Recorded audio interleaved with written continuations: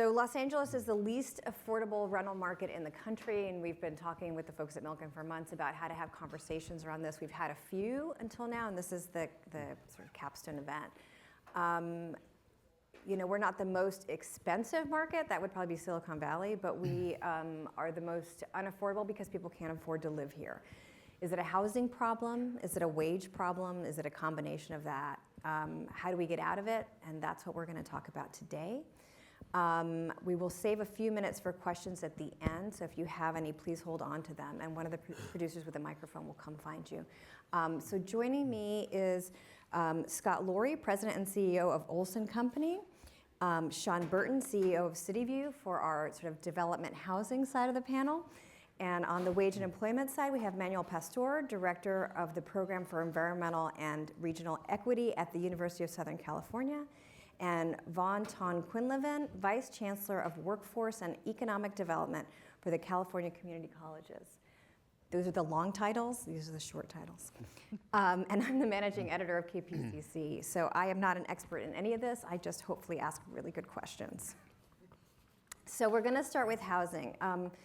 Scott, when we talked getting ready for this, we talked about the drop of housing starts after the recession, and why did they seem to have such a huge effect this time around? Like, we've had dips before, why was this one so significant? What was different? Well, I think there's two parts to that. What was different coming in and what's been different coming back out, because the housing starts have not come anywhere near the recovery that we would expect at this point in the cycle, which is a very negative trend. As we all know, what led into the recession, a key part of that was the availability of these subprime Alt-A mortgages that got people into homes that they probably should have never been in. And then we went to the polar opposite end, where it became very difficult for anybody to get a home with the underwriting.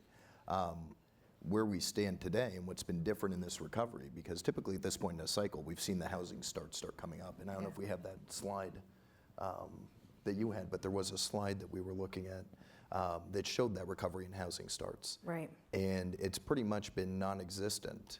And there's a couple key components to that, which I think we're going to talk about, is the jobs part of the recovery and where that's occurred. Yeah. Incomes are key to that. And one of the great challenges with what we see there is the inability to get entitlements in areas where people want to live, and affordability.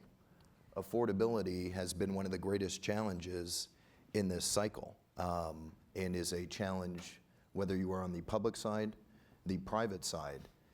It becomes each year more and more difficult with the rapid appreciation, and what people did not expect in this recovery was the V. So the snapback in pricing happened so quick that people that were thinking about buying a house 2 years ago or even a year ago can no longer afford that house today. And my biggest concern right now, and then I'll stop, is what's going to occur when these interest rates start going back up. So how much of the housing price run up, and it's not just housing, it's also rentals, as we'll talk about in a minute. So how much of that do you think is due to the fact that we were in an artificially increased market when we began, and how much of it is because housing starts haven't, in your opinion, caught up? Although, I don't know, I see a lot of cranes around town.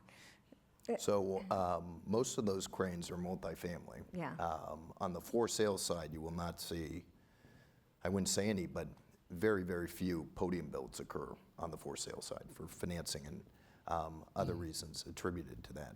But you look at where the pricing has gone in this recovery, and to me that's one of the most unhealthy things that have occurred as we've come into this cycle. And what has occurred is there is a tremendous disparity of wealth. And I think we're in another bubble, and the bubble's on the west side of LA. And you look at where pricing, and I'm living the bubble. I sold my house, just to give a case study, at 35% above peak pricing from last cycle in Santa Monica. It made no sense to me. There is no reason for that to occur. The reason that's occurring, there is no supply. It's a false market. And one thing we know, and I was mentioning this to Sean, I've heard in the last 6 months to a year that this time is different.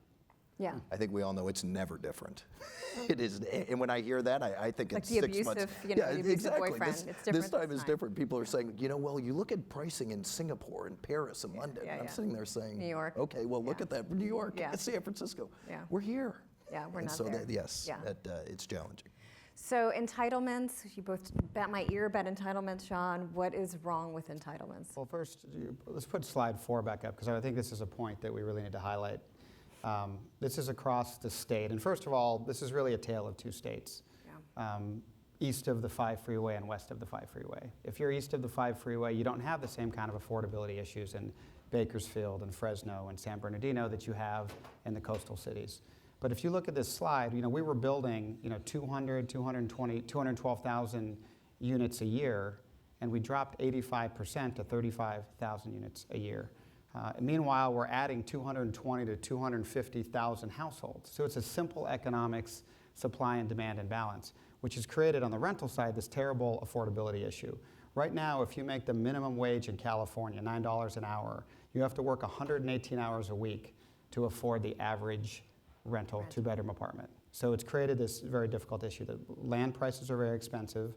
And then entitlements, California is a challenge, especially in urban markets. You'll hear a lot of talk about CEQA, the California Environmental Quality Act. Yeah.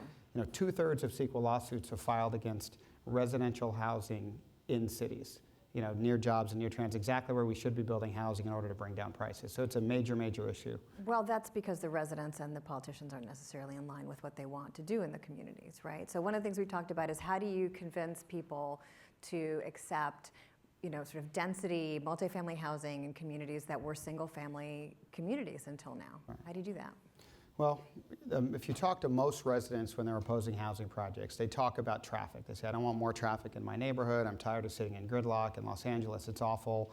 But if you have offices and creative offices and traditional office buildings and retail centers, and people live far away from that, because we don't have great mass transit options in Los Angeles, people get in their cars. Yeah. So there's a lot of studies that show if you actually build density near jobs and near transit hubs and near amenities, the traffic goes down. It's a much more kind of livable lifestyle. But it's a lot of people just don't want it in their neighborhood. And also a lot of single family owners feel that if you put in rental apartments, it's going to lower their home values. Mm-hmm. You're going to bring in those people and it's going to lower their home values. And that's been a major issue. Mm-hmm. So part of the issue is building. So in order to solve the traffic problem, you have to build near employment centers. Are there really places to build near employment centers right now? Do you want to take that? So I'd be happy to take that. That's our primary focus for the company. We only build in 3 areas, so around downtown LA, around LAX, in that employment corridor, and then down in North Orange County in what we call the OC Metro. So today we're building in San Gabriel, Monterey Park, El Monte, Montebello, Pasadena, Huntington Beach. We just closed a project out in Fountain Valley, Garden Grove, all these areas driven by employment. And can I go back for 1 second? One thing on the permits I think that gets ignored is in the last cycle, people weren't just buying one house. Some people were buying 2, 3, 4, 5. Then they'd get on a plane, Southwest Airlines to Vegas. Let's pick a couple up there and then go to Phoenix. That's not coming back. And when I look back at my career in that time, we were doing 1,500 homes just in the Inland Empire from one public builder. That is not coming back. And so that's a huge part of the housing market that's gone for good reason that I don't see recovering at this point in time. But where we build is where the jobs are. So what you talk about with jobs and incomes and what Sean was just referring to, that is critical. We need to see wage growth because I don't see where that next group is going to be able to afford my projects. And when I look at where I'm building in San Gabriel or Pasadena, affordable for me in Pasadena today is my prices go from $650 to $750. So that was going to be my next question. How do you guys define affordable? Because it's kind of a term of art.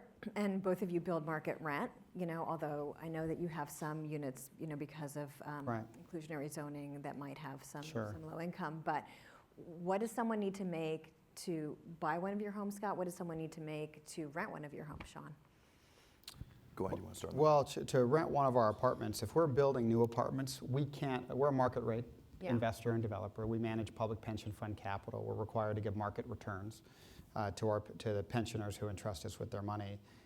It's impossible for us in the coastal cities in California to build housing and rent it at affordable rates. You would be underwater. It just can't be done for it could cost us $400,000 to $500,000 per unit to build a project in the coastal markets in California. So the only way to do it is to have some sort of government subsidy or to have broad-based incentives. So Senate Bill 1818 was passed a few years ago. We've used that quite a bit, as have others. That gives developers options. You can go higher, you can have more density, you reduce your parking requirements. Yeah. That's a major issue for us, because when we're building a new project, if there's an underground garage, it costs $30,000 to $35,000 per space to build that in today's market. And that's with concrete prices and everything going up. So that all has to be subsidized by the renters. So if cities can reduce those parking requirements because you're building near a transit stop, for example, Yeah. you can bring down the rents and create more affordability. You didn't actually answer my question of how much someone needs to make to rent. So what does someone need to make to rent an apartment in the LA area? Today, I know you build across the state, but for here locally, what does someone have to make? I mean, the average, $4,700 a month, according, I was just looking at this fair market rent study from the National Low Income Housing Coalition. They're saying it's $4,600 a month to rent an average 2-bedroom apartment, which is about $1,400. Yeah. But you're not going to find that on the west side of LA, to Yeah. Scott's point. You're not going to find that in downtown or Koreatown. It's going to be in the North Valley. It's going to be East LA, et cetera. Right. What does someone need to make to qualify for a loan to buy one of yours? So typically, you're going to be starting at our affordable Yeah. at $100,000 combined income, Right. which is a lot of money. Right. We'll keep talking about housing in a minute, but how does that relate to what people make in Los Angeles? Well, it's one of the reasons why we have one of the least affordable housing markets. It's not simply the price of the housing, but the fact that incomes have really stagnated in Los Angeles. And also, it's been part of a sort of broader national trend. I like this. We can actually just call slides up. So slide 12. So slide 12 shows you actually the growth in the wealth gap in the United States since 1980. And you can see that there's been, for the bottom 99%, about a 15% increase in their wealth versus about 137% for those in the top 1%. The level of income inequality in the United States right now is about the same as it was right before the Great Depression. And much of this has been chronicled in that book. How many of you heard of that book by Thomas Piketty, Capital? How many of you read that book? It's interesting. Amazon tells us, because they can track where you are in your Kindle, that was the most unread bestseller they've ever sold. But it stirred a national conversation. But that national conversation actually needs to be, I think, exacerbated here in California. The reason is that by a standard measure of income inequality, something called the Gini coefficient, in 1969, California was basically in the middle of the states. By the last data point, 2013, California is now the fourth most unequal state in the United States. So while income inequality has increased dramatically in the rest of the United States, it's actually increased sort of on steroids here in California. And it's kind of two kinds of inequality that wind up getting confused. Then we can talk about incomes. One is the 1% and everybody else. Right now in California, if you're a 1%er, you make in 1 week what the average Californian makes in 1 year. So there's been a sort of way in which the top 1% has really torn off from the rest of the population. But the other thing that's gone on is what's going on for the 90th and 80th percentile versus the 10th and 20th percentile. Those are the professional middle-class folks you can sell your homes to versus the sort of working poor who are at the bottom of the income distribution. And while that's tilted like this in the last 20 years in the United States, it's tilted like that in California. That is, there's been an even higher premium for those who are at the 80th and 90th percentile of the wage distribution, and even higher wage penalty for those at the bottom in California. So part of what's going on in this housing market is a reflection of this widening income gap, and we can talk a little bit about the solutions that might be needed to address that part as well. Yeah.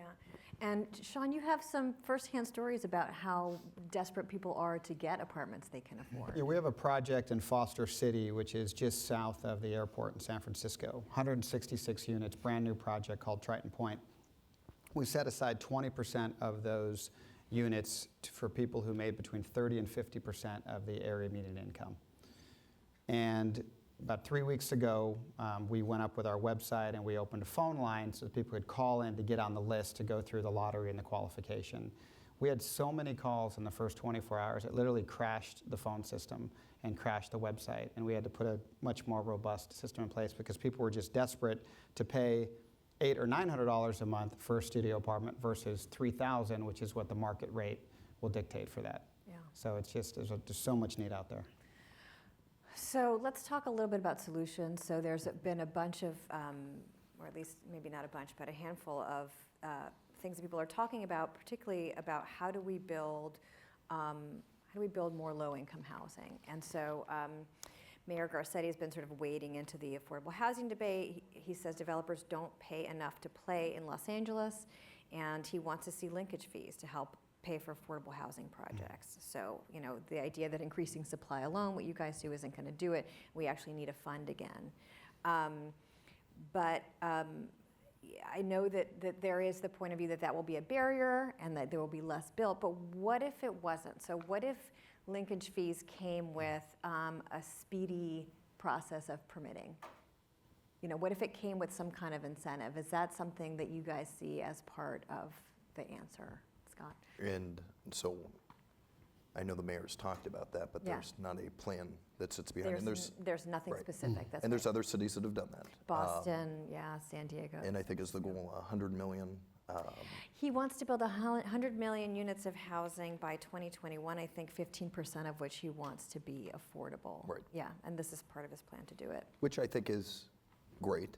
There's a lot of work to actually implement that. So Yeah. for us to pay a linkage fee, I have no issue with that. I would support that. That is another pass-through that's going back on the private side for a land acquisition Yeah. to the land seller. Right. If I'm underwriting to a margin, and the margin doesn't change, what Right. changes is what I'm going to pay for the land. Right. So it's just another exaction or fee to the community. I think if you could tie that to an expedited entitlement, because right now, affordable in Highland Park, we're doing a new community in Highland Park that's Yeah. affordable, and that's going to be in the 5s and 6s. Yeah. For me, I would rather have the project in the 300s. In just 2011, I was able to sell homes in the 300s. That's right. That's not there anymore. Yeah. And I think that it is up to, I like that Mayor Garcetti's going down that path. Yeah. Push it back into the developers. When I think some people come to the realization, the developers always find a way. So Right. the fees well, I mean, always is get it increased. getting pushed into developers or is it getting pushed into the landowners, right? Well, Because if it's the fee coming on everybody. through it's a yeah. funnel. Yeah. Someone's getting it somewhere. That's right. And at the end of the day, it takes care of that missing component, which was just discussed. Yeah. Because my concern is, where are all these people going to live? Yeah. Where is that workforce? Our whole business model, we go and look where people are with the jobs and incomes. And we can't find enough of those jobs and incomes for the homes that we're building. That is one of the greatest challenges that I face in my business today. And 2.5, 3 years ago, I was trying to bring the price down. So now I'm in La Mirada, La Habra, Harbor Gateway, Downey, Buena Park. But now all of a sudden I'm in Buena Park, where I was looking at that was supposed to be in the 3s and 4s. Buena Park today is in the 500s, and I've seen a response in the 500s for market rate houses, like you're talking about in Forest City, for a rental affordable program. So Because of the price of yeah, land. and there's nothing out there. And that's where the cities, it's sorry to dwell on this, but it's an aggravating topic to me. Yeah. The cities limit themselves. They do. And part of it is that there Because is of limitations on what you can build, because of height because of restrictions. an unwillingness on certain cities' parts. So today I'm building affordables in Pasadena. I'm building affordables in Huntington Beach. There are many cities out there where the city staff would like to see higher density, more affordable projects, communities, but there's a disconnect between staff and council. And many of these councils out there, and it doesn't matter to me, it won't hurt me, but San Dimas, we were looking to do a higher density, more affordable project. We had actually done affordable homes in San Dimas. We went back in, we were rezoning a community. They said, go down this path. We went down this path. We spent, which we talked about, the entitlements are expensive. We spent $1.8 million just to see if we could do this. We got to council, and council said, absolutely not. In fact, not only are we not going to allow this, we will upzone these areas to make sure that's not done again. If I might add one thing, I think Scott's made a series of important points, one of which you made early and got a little bit buried, which is that we need to consider the need for a balanced workforce, because the idea is somehow we're going to have these high-tech centers, people have a lot of money, they'll be able to afford this really expensive housing. But behind every software engineer is an army of nannies and gardeners, food service workers, low-skill jobs that actually complement. You see this in the Silicon Valley, you see it in Silicon Beach, you see it in Austin, et cetera. And we're not thinking about how to improve their standard of living. We can talk a little bit about that, or how we actually couple affordable housing so that low-skilled people, low-wage workers, And the standard can of live living close. for their children. Yes. Well, through not to education. mention that the tech jobs, don't come, the tech boom doesn't come with as many jobs, at least here in Southern California, as we think it does. It doesn't actually in Northern California either. It's only in the last year or two that the jobs in Silicon Valley went back up to the level that they were in 2000. There's a huge increase in GDP in the Silicon Valley, but the employment picture has not caught up as much. Yeah, so it's all technology. Sean, linkage fees? Well, I think, as we talked about supply, from our perspective, supply is the number one issue. We need to focus on building more of it. So if you make it more affordable to build, I think my concern would be that would have the opposite of the intended effect. There's other ways to do it. For example, San Francisco just passed Prop A, which is a $310 million affordable housing bond to help support and create affordable housing and to match tax credits. And we believe any solution's got to be broad-based. I think all too often, we have to do our part in the real estate community and development community, Yeah. but it's not just our issue. Like to say, the real estate community, you alone need to solve affordable housing is like saying, people go hungry in this state, and the way to fix it is the restaurants have to take all the burden of it. We believe that it's got to be a broad-based solution with local governments, with bonds. There's been talk of a $75 fee every time you record a document in California for businesses, for single-family homes. The realtors hate it, but that's one way you could generate and create a permanent source of revenue so you could match bonds. Yeah. But we're believers that it has to be a broad-based and incentive-based solution versus just a simple one. And you prefer inclusionary zoning anyway to this sort of, you say it's inefficient to sort of make a tax to then build affordable housing. I think, an incentive that says you can have more density if you agree to put 5 or 10 or 20% of the units affordable. Maybe all those don't have to be on site. You can put some of those in a separate building, for example. Incentives like that, we've seen make a lot of sense. Our projects that we have in San Francisco and Foster City in the Bay Area, a lot of those have 10 to 20% affordable units, and they're successful for our investors, and they create a true mixed income project. And when you go to those, you can't tell a affordable apartment from a market rate apartment. They look exactly the same. They have the same finishes. They're similar sizes. They're not in one part of the building. We don't do that thing where you put a separate entrance and you try to put people in one area. We completely mix it, and those projects have been very successful. The difference is we knew about that going into the project. The land seller knew about that going into the project, so we were able to pay a more market rate price for the land and develop accordingly. But it's that transparency and predictability that's really important. But then the downside of those is that those agreements run out, right? I mean, I think there's 15,000 units in the city of Los Angeles that are going to run out in about 5 years. Those contracts on affordability are going to run out. So you can't quite create 15,000 units in a minute. So that is the downside of that. Right, that is a downside. But if you created flexibility for developers and said, we'll give you these incentives, but not only do you need to build 5 new units in your project, but you need to preserve 10 more elsewhere.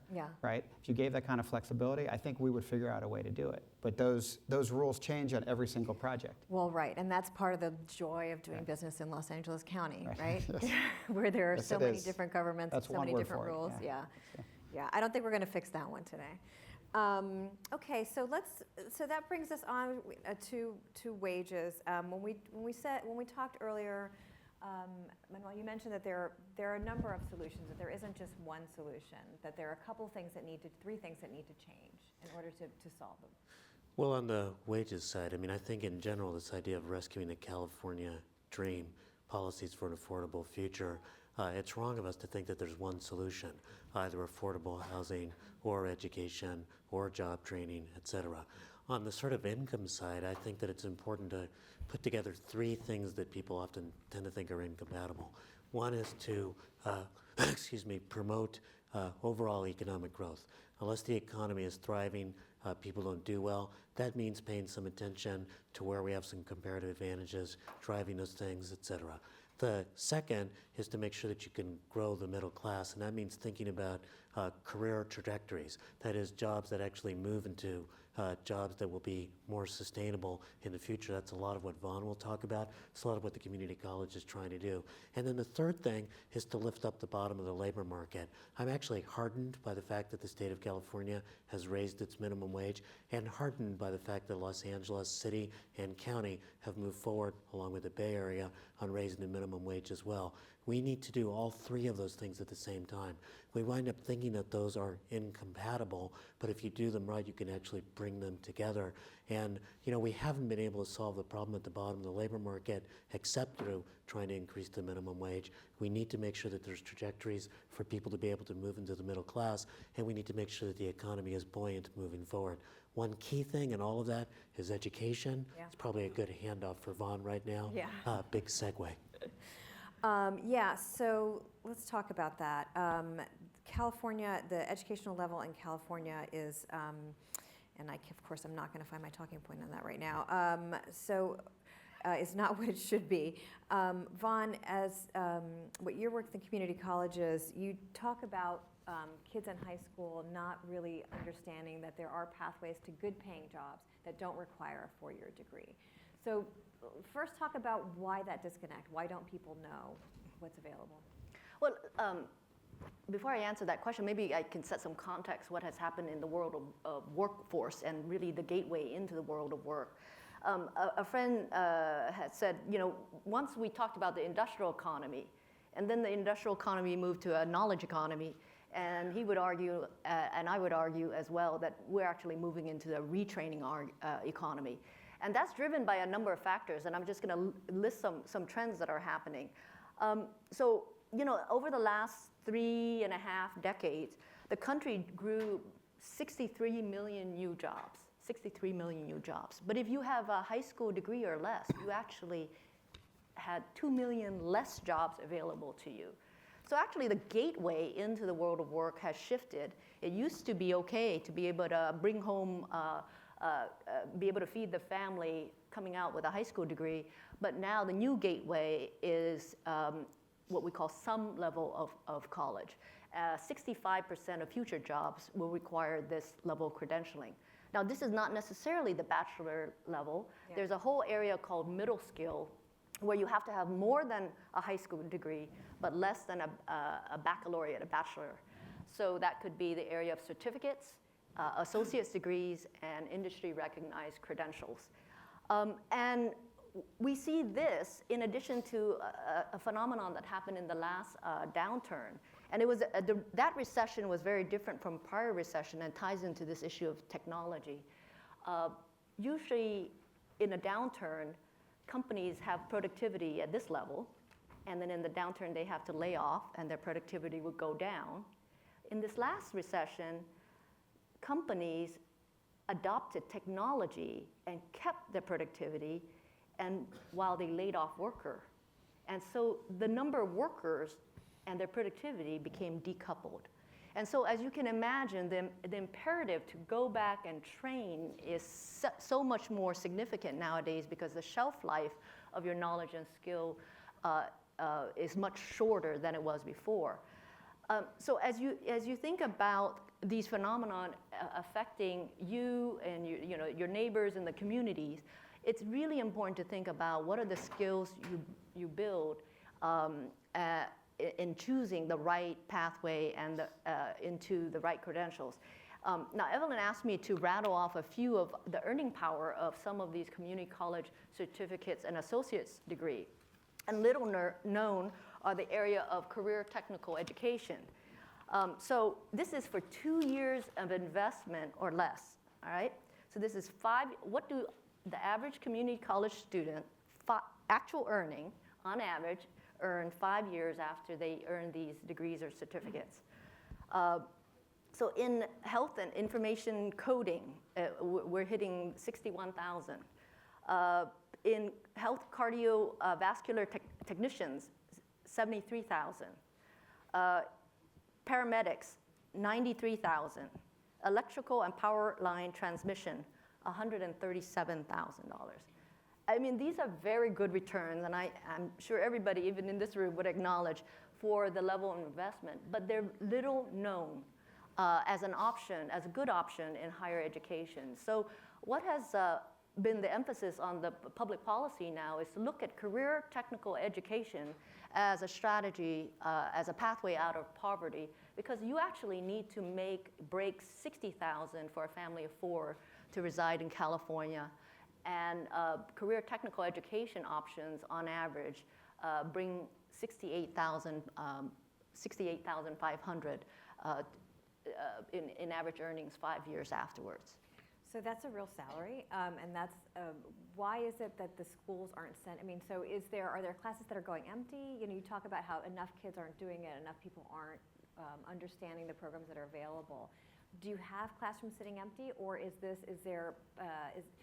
going to be a supply issue to sort of creating the capacity to educate all these children in these careers? Well, as educated as this room is, I would imagine, let me put out there, how many of you know what health informatics is? Oh, good. Medical tomography. All right, I got only one there. There's a whole world of careers that have grown out, and most of our communities are not aware that these are options that exist. So it is actually going to take a multi-sector effort between the community, the public, the private, all of the sectors coming together to ensure that not only those that are young, but those of us who transition at later in our careers know what are the occupations that are in demand within your region. For second and third and fourth careers we're going to all have. That's right. Evelyn was surprised when I said the average number of careers nowadays is actually 7. I've had one. I'm a professor with tenure, so I've got like super job. But I think what people don't realize about the economy, if you listen to a lot of those sectors, those are the health sectors, and health is growing. Why? Because of the aging of the population. Right. The other thing that people don't really realize is that we're insourcing manufacturing. One of the bright spots in a very slow recovery has been the manufacturing sector. Yeah. And a lot of people in the manufacturing sector, businesses are clamoring for folks who have talent to replace the folks who are retiring, who are older. And this is actually... in fact, you mentioned that there are those middle-class jobs, and that is where employers are most looking for people and most unable to find them. They are unable to find them, and I think that, again, we need to be thinking about growing the economy, which is figuring out what these sectors are, thinking about what the career trajectories are in them, and also lifting up the bottom of the labor market at the same time. And this is incredibly important right now for the following reason, and this is why the community colleges are so important, particularly for kids of color in California. In 1950, the United States had what we would normally think of as an age pyramid. Lots of young people, less people in the middle age. As you got to the old age, something happens, right? Now, as you move from 1950 to 2060, we're moving into an age cylinder. More old people are surviving, there's less young people being born, and although in the current political atmosphere you would think we're being deluged by immigrants, in fact, immigration into the country has slowed down dramatically. What that means is that every young person coming up actually has to be a lot more productive to support those of us who are going to retire than in the past, right? So what we really need to do is to be making these investments in young folks and in these kind of careers so that people can do well. And in fact, we can do well as a state and not simply as a set of individuals. Yeah, but retiring or not retiring, Fawn, you were approached at a recent event on employment by KPCC by some people who were in the boomer generation and were looking for career advice, yeah? Mm-hmm. Yeah. Well, it's interesting. I mean, with the community colleges, it's open to 100% of our population instead of, as compared to some of our elite schools that are by application. So you can come to the community colleges when you're 18, when you're 38, when you're 48, when you're 58. And what was interesting to me in that forum was there were a significant population of boomers who came up to me asking questions afterward. How did they re-engage with the labor market and in what areas? And I think this would be an interesting topic for you, Evelyn, to take up and help the boomers understand the evolving world of work, especially once you have some seasoning under your belt, but don't want to start from scratch. Yeah. One of the reasons why we've been able to have pretty slow job growth but still have an unemployment rate that's got down to 5% is because the labor market participation rate has declined dramatically. And a lot of that is the consequence of long-term unemployment, Yeah. people getting discouraged. Yeah. It's certainly happening for young folks not able to get into the labor market, but it's happened to boomers who've been disconnected as well. Well, and it's worse in LA County than the rest of the state. What's our rate? Is it 6.3 versus 5 for the state? In terms of unemployment, but Yeah. also in terms of labor. We actually have a fairly high rate of labor force participation in Los Angeles. Why? We've got so many immigrants, Yeah. and they've got very high rates of labor force participation because they have no choice but to work. But for the rest of the country and for the state as a whole, this decline in labor force participation has been a big part of the negative aspects of the recovery.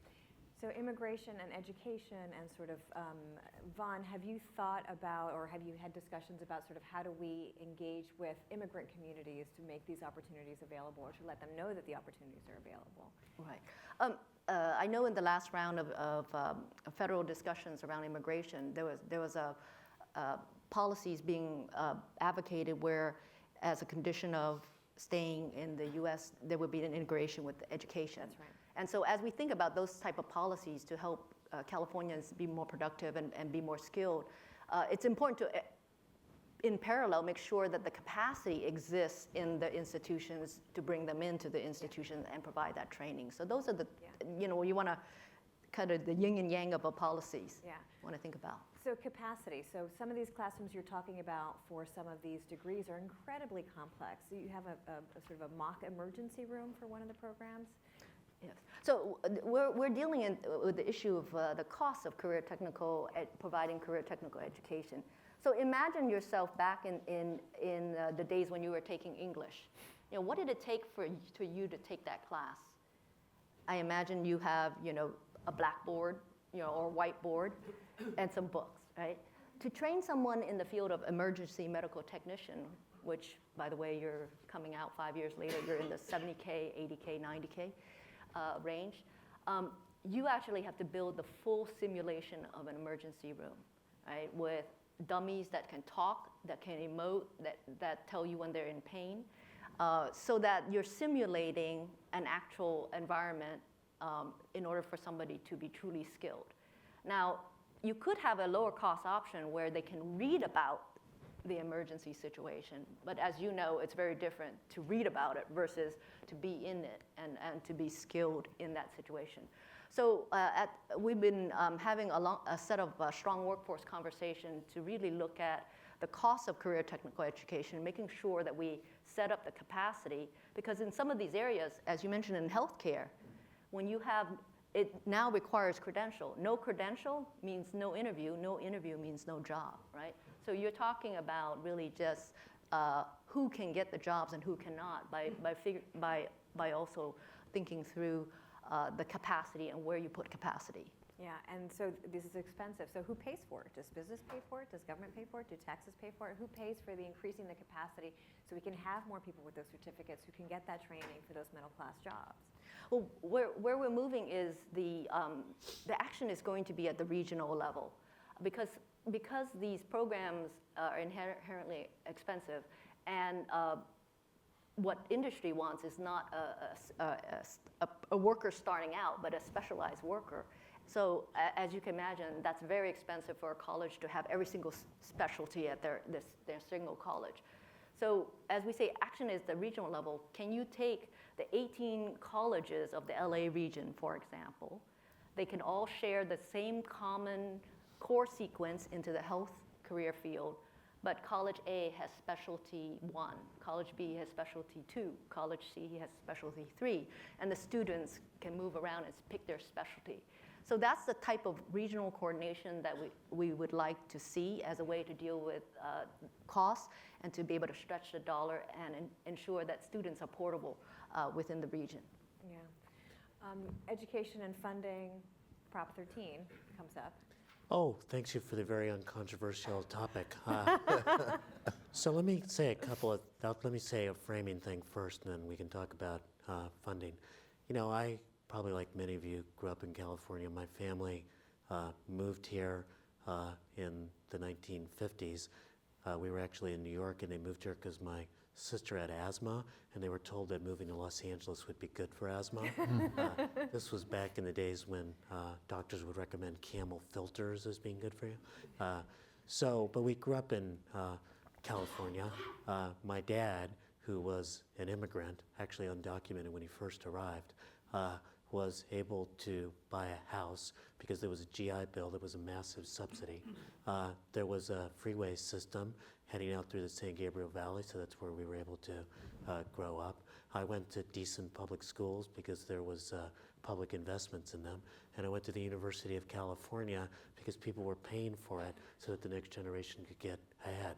You know, we are currently unwilling to pay, and I mean, I think we really have to confront the fact that we've benefited from a tremendous set of investments in infrastructure that's made my own productivity as a professor. You know, now I'm a tenured, full professor at USC, something that would be an even bigger achievement if I had season football tickets, but still, it's a pretty big thing, right? And I feel like I contribute, but I know that I owe it to a California that invested in a set of opportunities. And we need to step up. And that means we're going to need to step up on certainly making the government more efficient and more streamlined so people can do development the right way, but we're going to need to step up on the funding side as well. I graduated from UC Santa Cruz in 1978 when Prop 13 was passed. And because it was UC Santa Cruz, I was asked to be our college speaker, but they refused to put my name in the program because they didn't want any honors. And instead we did this like little guerrilla theater, and I emerged to give a speech about how Prop 13 was going to shipwreck the state because it was going to wind up shortchanging the resources we would need to invest, and that it was a declaration of generational warfare because it was going to protect older homeowners and make it really difficult for newer homeowners, and it protects older businesses, and it makes it more difficult for startup businesses who are paying full freight on what they pay. I mean, it's the third rail of politics, but it's really screwed up our fiscal system. It's created this fiscalization of land use, so we wind up chasing commercial property, retail sales tax instead of industrial jobs that would actually generate wages or housing that makes sense. So I think it's a discussion that we're going to need to have in the next couple of years, and frankly, it's probably not popular in this audience. We need to raise revenues in the state, and I know that I'm part of the group that's going to be burdened with that increase in revenues, and I think it's appropriate given how much I've benefited from how an earlier generation was taxed, willing to sacrifice and pay, and create an infrastructure for me to succeed. Yeah. So that's the last bomb we're going to throw, and we're going to ask for questions from the audience.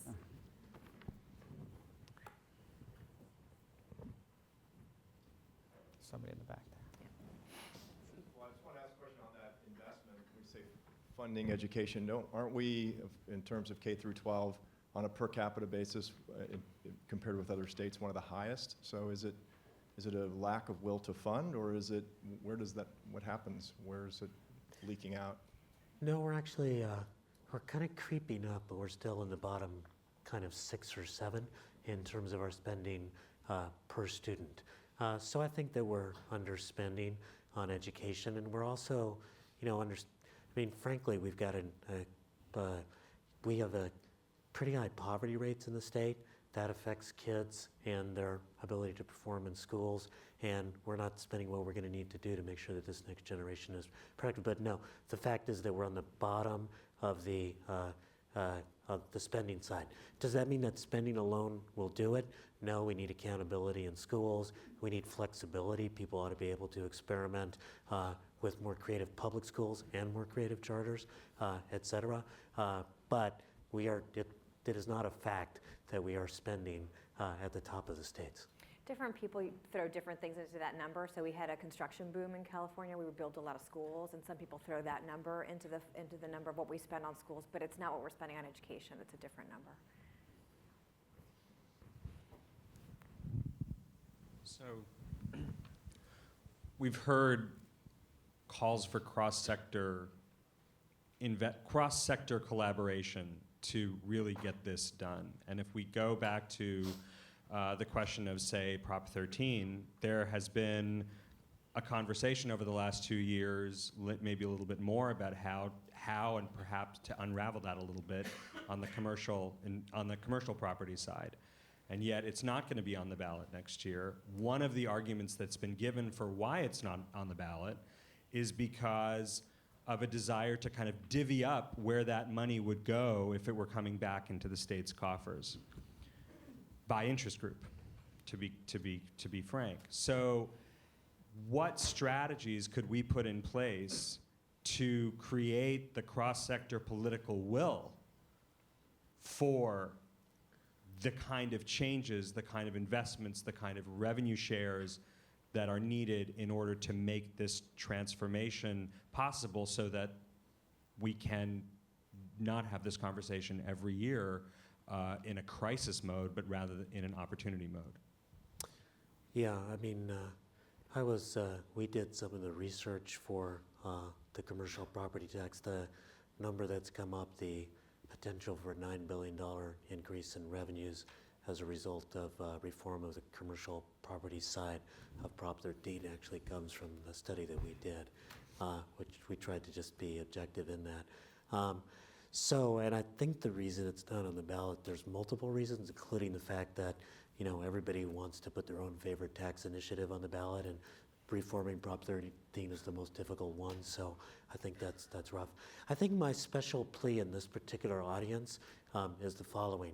When I'm with an audience of social justice advocates, I ask them to pay attention to the question of economic growth and how it is that you generate jobs, how it is that you work with the community college system, how it is that you generate career ladders, what is it that developers need to actually get something to pencil out if we want affordable housing, et cetera. In this particular audience, which is more of a business audience, my plea is get ahead of the issue on these questions of unequal opportunity and inequality.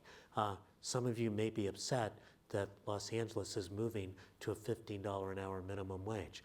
It probably wouldn't be if business had led on a more moderate increase and kind of head things off at the pass, right? Instead, things get a chance to sort of boil over till you wind up getting kind of extreme positions.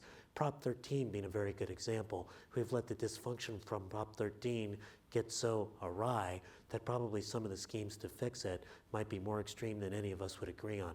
I think in this particular, I mean, I'm really heartened to hear you all talking about what it is it's going to take to do affordable housing, how we need to recognize a balanced workforce, what it is we need to do to include sort of mixed income housing as part of the picture, right? I think business leadership on the issues of immigrant integration, social opportunity, and both more spending and educational reform, I think that's what's needed from this particular audience, so that we have a sense that we are all in it together, and then creating the avenues to have more productive conversations. Yeah, I want to answer your cross-sector collaboration from a slightly different angle. So in the last year, the community colleges, we've embarked on a set of strong workforce reforms. And part of that conversation was to identify, if we made these changes to ourselves, then where will you step up, industry, in terms of your skin in the game? And so one of the conditions of the feedback from industry was that instead of we have 113 colleges. So in LA, instead of 18 colleges coming after us individually, we would like to have a regional sector approach where all of you come together, education come together as a whole, and your capacity comes together as a whole. That way the entertainment industry can come to the table, or the ITC sector can come to the table and engage at a more efficient level. So we are working on that redesign of our own system. Where the employers said they would step up is that if we did that, the employers would more actively think about work-based learning, as well as jobs, as well as advising curriculum early on, so that it's not a guessing game between the education sector and the training sector, right? We close the gap on that.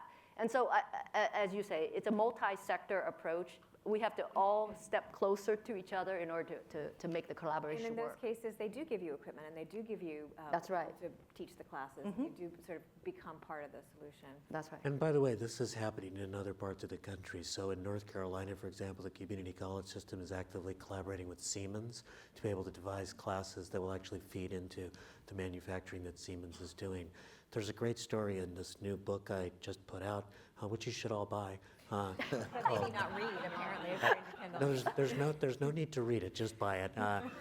But the book is called Equity, Growth, and Community. And we look at places where the sectors have come together, and they're sometimes surprising. One you might not be surprised by, but in San Antonio, for example, 2 years ago, the citizens of San Antonio passed a sales tax on themselves to fund pre-K for disadvantaged kids. The perhaps surprising thing was not that the mayor supported it or social justice groups, but the Chamber of Commerce, saying that this was a workforce development issue for 20 years. In the very red city or region of Oklahoma City, a series of 5 Republican mayors have supported tax increases to be able to revitalize the downtown and to revitalize their education system with a specific focus on places that had a lot of African Americans, to get the right kind of workforce and get the right kind of downtown to be able to bring people together. So there's instances of this conversation happening at a metropolitan or regional level. We need to kind of build that to the state. It seems to me that we've had a tendency over the years to change our whole educational system. When I went to school years ago, in junior high school and high school, we had shop classes. We had electrical workshop, we had mechanical workshop, we had auto shop, all these kinds of things. Home ec, cooking classes. Well, today, the emphasis has been on getting into college specifically. You take a science, a language, English, and these things. You got so many kids that have lived on the streets that basically I think what we've done is we've pushed them out of the schools onto the streets where they are not really equipped to enter into the job force unless it's to sell drugs or to get into crime or something like that. So I think we ought to take a look at our base of our educational system and try to figure out ways that technical, occupational types of classes can be made available to kids in high school and to the community colleges, just if nothing else, to keep them in school and off the streets where they have an opportunity to be engaged in something that they might like for themselves and something they would do. We have seen a loss of those. I was education editor before I was managing editor, and we did stories about how shop has gone away. But actually some schools, some public schools are bringing them back, and they're bringing them back very strategically, and they're bringing them back to teach certain skills. There was a school that I think, I may be wrong, but maybe Mary Plummer did a story about this, that had, they brought auto shop back, and there were cars in there, and they were fixing them. Well, that's happening at Locke High School in South LA, but the interesting thing about the example that you're offering, sorry to speak so much, but this is the other day I got a phone call from a young African-American man from Baltimore who is just finishing a master's program and wants to come and get a PhD at USC, maybe at the Price School. I was trying to talk him into sociology. Perfect. And he's very interested in the relationship between the built environment and the way in which people interact and how the built environment structures, and as developers you think about this a lot. He went to a high school focused on construction careers. And because it kept him engaged, he did super well. He went to college, he's gotten a master's, he's applying for a PhD. So sometimes I think we think that this is a tracking system, but it can be an engagement system that actually gets somebody into a 4-year program as well. And I want to comment on that because I think that is a critical challenge that I am facing in my business today. And I don't know if Sean is the same. There is a severe labor shortage in California for the trades. Yeah.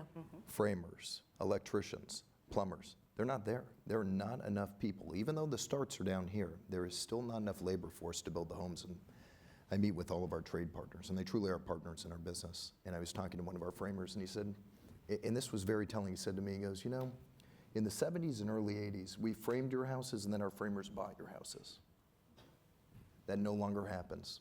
And he said in the 70s and early 80s, I would pay my framers $20 an hour.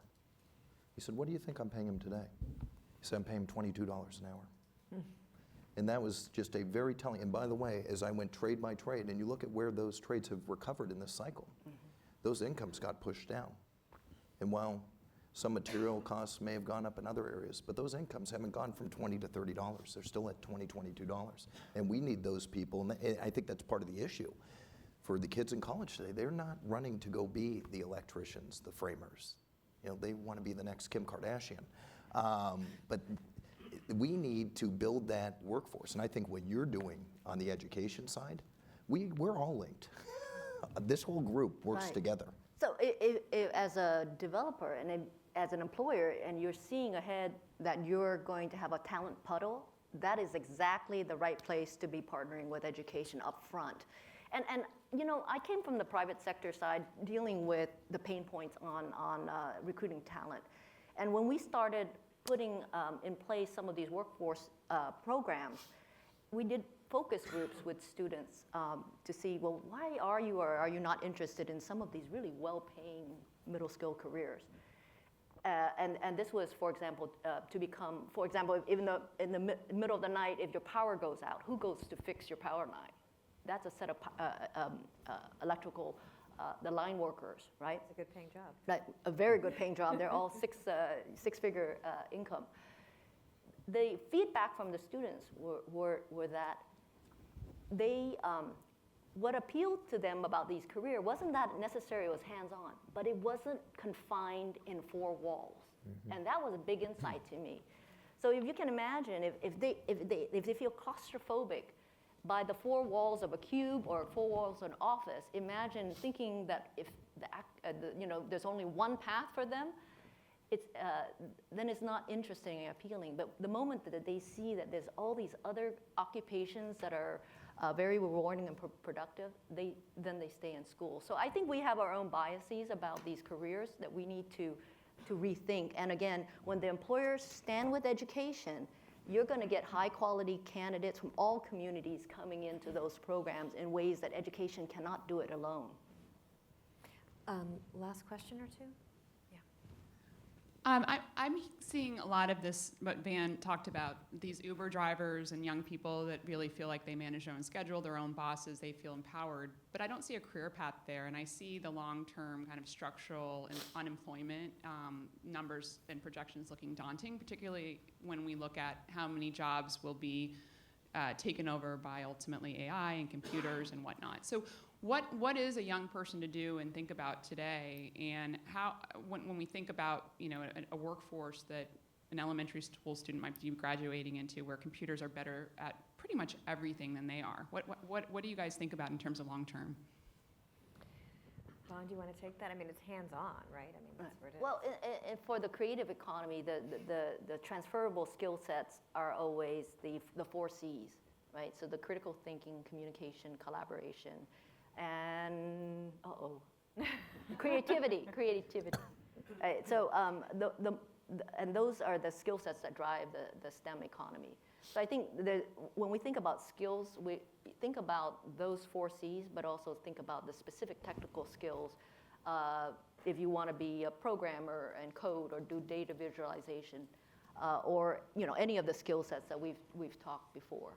The combination, the balance of the two is very important. Just about a minute left. Last question. Someone have a mic? Yeah. I wanted to thank you. I think this has been a very, very robust discussion here. My question is, it seems to me that the developers and asset managers are not getting it. How can you call $400,000 to $600,000 property affordable when we can barely get a $15 minimum wage? If salaries can't keep up with housing prices, how is that good for California? And shouldn't we be talking about reasonable and practical affordable housing? Scott? I'd love to talk about that. And again, I don't personally believe that's affordable. So we were the largest affordable home builder in the state. We partnered Under with the redevelopment agencies. We yeah. partnered with redevelopment agencies. We were the largest transit builder up and down the coast. Redevelopment agencies went away. In LA, you lost almost $250 million. That didn't go to 50 or 10, went to 0. And there's other avenues to provide affordable housing, as Sean was talking about in his project in Northern California. In Pasadena, with the density bonus, we provide affordable housing. We are a private business. We are a for-profit business. Our goal is to be able to provide affordable housing, but if I am to provide affordable housing, which would be in the $200,000 to $300,000 price range, the land does not exist to do that. It doesn't exist. I cannot go to you and say, you know what? I know your property's $5 million, but let's do this together for the right reasons, I'm going to pay you $1 million. And that is a quick conversation. They say, you know what? Sean's going to pay me $5 million. I'm going to sell it to Sean. We need cities, and the reason I'm able to do affordable units in Pasadena and Huntington Beach is those cities want to see affordable, and I think there is a stigma that does not exist in affordable. I have had no problem selling my $700,000 townhouse next to my $200,000 townhouse in Huntington Beach. But the city has to drive it. The council has to drive it. Pasadena, I had mentioned this before, it's a playbook. There is not a regional playbook in this state on how to provide affordable housing and work with developers. Developers, at least our company, we want to do the right thing. We've been in business 28 years. We are a solution provider. On our website, it says we are trying to provide affordable housing. Some people call it workforce housing. There is no workforce housing. And affordable is a definition. Affordable in Pasadena, unfortunately, is $600,000. That is affordable in Pasadena. Based on who's already living there, right? That's how those numbers. I can't change that. Yeah. I can change that where I am selling in Pasadena a $300,000 product because that city wanted to work with me and create a 10% affordable component in that community through a density bonus. You know, I think it's important to say the following thing. In the late 1980s, Pasadena passed a slow growth ordinance, and after it did, it was sued by its local chamber in the Urban League because it wasn't going to be producing enough housing. The city decided to revise its general plan. That's correct. And the way that it revised its general plan was it took the money it was going to spend on consultants who would do the technical part, and instead it spent it on community outreach. I was actually part of that community outreach, and we took the minority community participation from 10% to 40% by the end of the process. About 2,000 or 3,000 people went through a conversation about the future of Pasadena. Business folks, renters, homeowners, people were forced to meet neighbor to neighbor in order to understand what the future would be for the city as a whole, and that laid the template for that playbook that you're working with right now. There's an expression in the United States that talk is cheap because we value action, but talk is not cheap. Getting people to converse together about what the future looks like requires time, it requires energy, it requires organizing, and then it can lay out a path that makes it easier for you to do the work that you do. Well, that's a good note for us to end on. We're not building out there. Someone's going on the freeway. We're about 3 minutes over. Thank you so much for coming. Thanks for a great conversation. Nice job. Thank you, Sean.